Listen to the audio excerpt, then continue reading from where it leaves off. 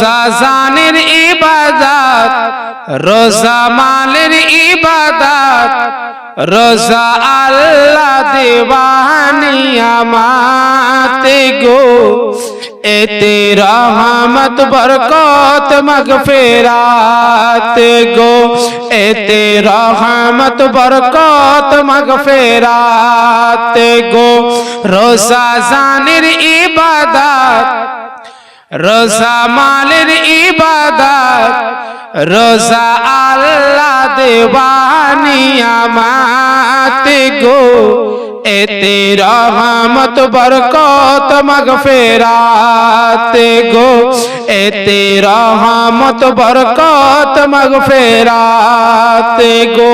তার মানে কি বোঝা গেল? এই রোজাতে ইফতারি সেহরির টাইমে আপনার কিছু আহার করা, এটা হচ্ছে আপনার একটা ইবাদতের মধ্যে গুনতি। মালেরও এটা ইবাদত, জানেরও এটা ইবাদত। তাই কবি ছন্দর মাধ্যমে বলছেন কি, রোজা জানের ইবাদত রোজা মালের ইবাদত রোজা আল্লাহ দেওয়ানি আমাতে গো এতে রহমত বরকত মাগফিরাত গো এতে রহমত বরকত মাগফিরাত গো। সুবহ হযরত ফাতেমা তুজ-জোহরা রাদিয়াল্লাহু তাআলা আনহা আপনার সেহরির টাইমে কিছু আপনার খাওয়ার জন্য আপনার উঠলেন, যে আপনার সিয়াম অবস্থায় থাকার জন্য, রোজা রাখার জন্য সামান্যটুকু কিছু খাবার আমার নবী মুস্তাফার নওয়াসা হযরত ইমামে হাসান হযরত ইমামে হোসেন আলী মকাম বললেন, মা এই সামান্যটুকু খেয়ে কি সারাদিন সিয়াম অবস্থায় থাকা যাবে মা? এইটুকু খেয়ে সারাদিন সিয়াম অবস্থায় কি করে থাকবে মা? হযরতে ফাতেমা তুজ-জোহরা রাদিয়াল্লাহু তাআলা আনহা তার সন্তান অর্থাৎ ইমামে হাসান ইমামে হোসেন আলী মকামকে কি জবাব দিয়েছিলেন শুনুন কি বলছেন। সেহরিতে ভুটে দি কিছু পেটে, কিন্তু পেট ভরার তরে নয়। হযরতে ফাতেমা তুজ-জোহরা বলছেন, বেটা আমি যে সেহরির টাইমে উঠেছি, আমি যে পেট ভরে খাওয়ার জন্য বাপ তা নয়, এটা হচ্ছে আমার নবী মুস্তাফার সুন্নাত। তাই বলছেন সেহরিতে ভুটে দি কিছু পেটে, কিন্তু পেট ভরার তরে নয়। এক কসাই খুরমায় পেট ভরে নাই, সুন্নাত আদায় হয়ে যায় বাবা, সুন্নাত আদায় হয়ে যায়। এই সেহরির বেলায় এই সেহরির বেলায় করে অবহেলায় কেন ছাড়বো একে সুন্নাত গো এতে রহমত বরকত মাগফিরাত গো। রোজা জানের ইবাদত রোজা মালের ইবাদত রোজা জানের ইবাদত রোজা মালের ইবাদত রোজা আল্লাহ দেওয়ানি আমাতে গো এতে রহমত বরকত মাগফিরাত গো। আমাদের মধ্যে অধিকাংশ লোককে দেখতে পাওয়া যায়, তারা বিছানা থেকে ঘুমিয়ে উঠে আপনার খাবার খেতে বসে যায়। আমরা মুখ তো বটে ধুই, পরিষ্কার পরিচ্ছন্নতা হয়ে আমরা বসি, কিন্তু কিতাব লেখক লেখেন যখন আপনি মাহে রমজানুল মুবারক মাসে সেহরির টাইমে আপনি যখন খেতে বসবেন রোজা রাখার জন্য, আপনি পবিত্রতা অর্জন করে যদি দরকার হয়, তাহলে আপনি পবিত্রতা অর্জন করে মুখ হাত আপনার পরিষ্কার করে আপনি রোজার আপনি উযুটা বানিয়ে নিয়ে সেই বরকতের খাবার যদি খেতে পারেন, তাহলে আপনার আমলনামায় আল্লাহ আরো নেকি দান করে দেবেন।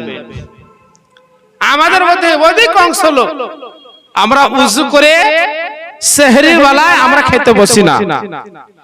আমাদেরকে রোজা রাখতে হয়, উঠলাম, মুখ হাত ধুইলাম, নিজে পরিষ্কার পরিচ্ছন্নতা হয়ে দুটা খেয়ে নিলাম, আবার আপনার বিছানায় ঘুমিয়ে পড়লাম। না বাপ, এর নাম রোজা নয়। আপনি সারাদিন ঘুমিয়ে ঘুমিয়ে থেকে আপনি রোজাকে পার করবেন তা নয়।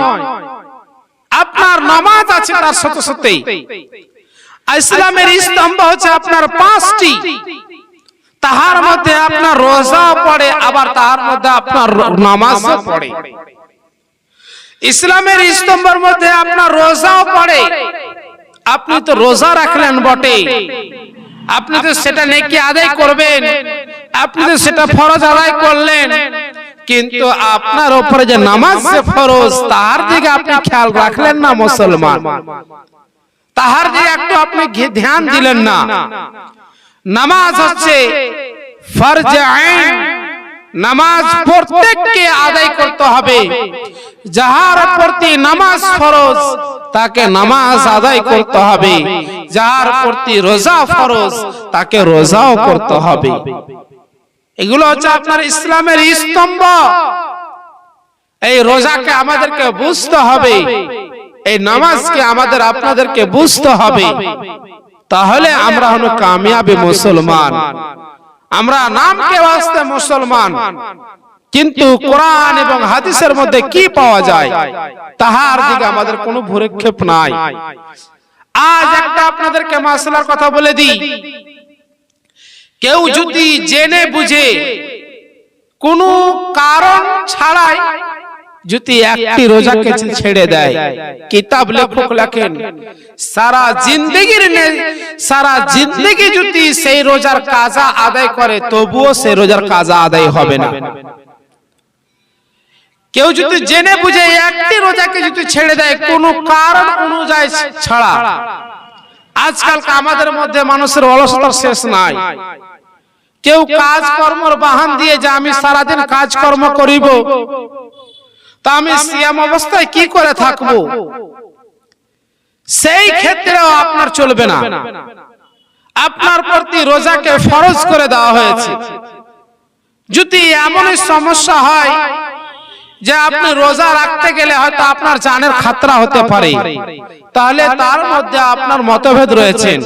কিন্তু আমাদের মধ্যে অধিকাংশ লোক জেনে বুঝে কোনো কারণ ছাড়াই আপনার রোজা রাখে না। মুসলমান কুরবান যান, কিতাব লেখক লেখেন সারা জিন্দেগির যদি আপনি রোজা রাখেন সেই রোজার পরিবর্তে তবু আপনি রোজার কাজ আদায় করতে পারবেন। আজকালকে আমরা রোজা অবস্থায় মানুষের সঙ্গে ঝগড়াঝাটি করি, আমরা গালি গুলোজ করি, পরনিন্দা করি, গীবত করি। হাদিসের মধ্যে কি লিখছেন? যদি আপনি রোজা অবস্থায় আপনাকে কেউ গালি গুলোজ করে বা আপনাকে আর খারাপ ভাষা দিয়ে কথা বলে, তাহলে আপনি এক কথায় বলবেন, বাপ আমি রোজা আছি, আমি রোজা আছি, এই কথাটাই আপনার জন্য যথেষ্ট। কিন্তু আমরা কি করি? সেই ঝগড়া করে নানা রকমের কথাবার্তা বলল, আমিও তার পরিপক্ষে বলতে আরম্ভ